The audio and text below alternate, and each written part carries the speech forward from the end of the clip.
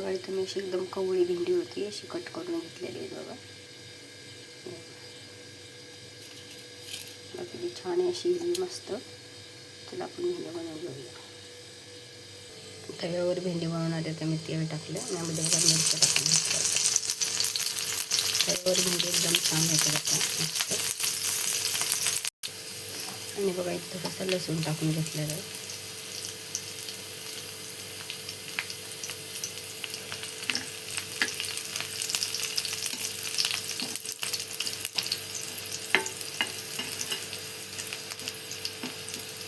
आणि असं मिक्स करून घेतलं मिरच्या आणि लसूण. चला आपण भेंडी टाकून घेऊ.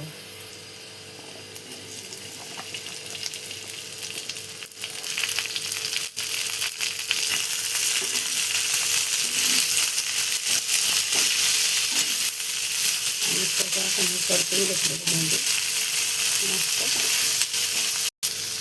आणि बघा छान परतून घेतली. आपण बघा त्याला झाकण ठेवून घेऊया 5 मिनिटासाठी. म्हणजे आपली भाजी भेंडीची भाजी छान होईल.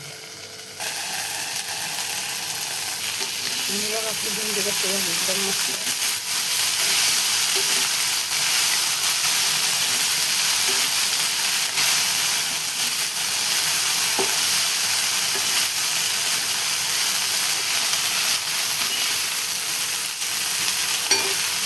बघा आपली भेंडी कशी झालेली छान.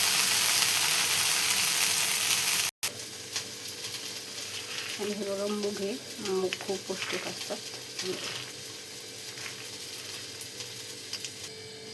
आणि बघा मी तेल टाकले, तेलमध्ये थोडीशी मोहरी टाकून घेतलेली आहे आपले उसळ बनवण्यासाठी. लगेच थोडेसे जिरे, जिऱ्याच्या नंतर कांद्याच्या नंतर टोमॅटो.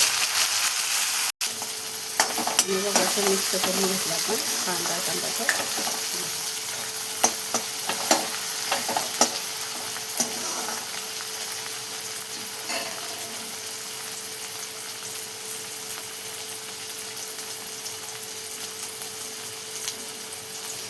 आणि कांदा टोमॅटोला मऊ झाला तर मी शेंगदाणे डाळ वाटलेले हे टाकून घेतलं.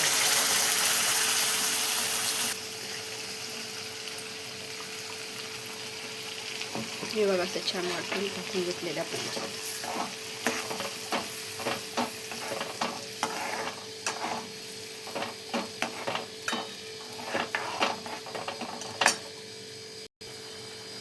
थोडीशी हळद, मीठ,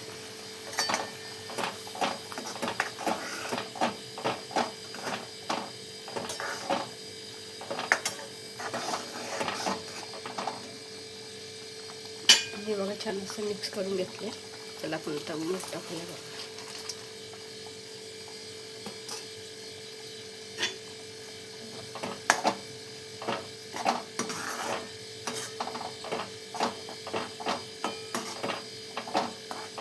असं छान सगळं मिक्स करून घेतले बघा मी.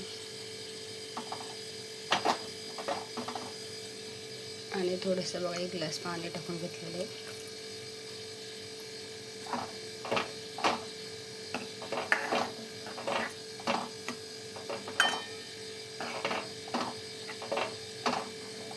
हे बघा कशी झाली.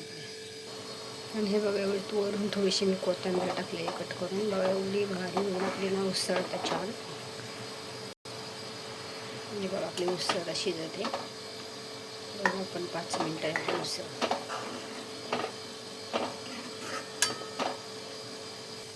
बघा कशी छान आपली उकळी आलेली उसळीला मुगाची.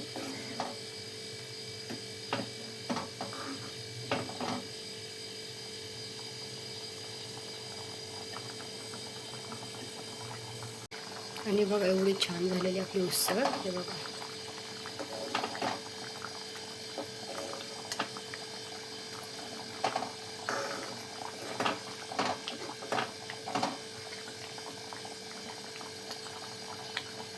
हे बघा एकदम पौष्टिक असते आपली उसळ. हे बघा ते छान झालेली मस्त.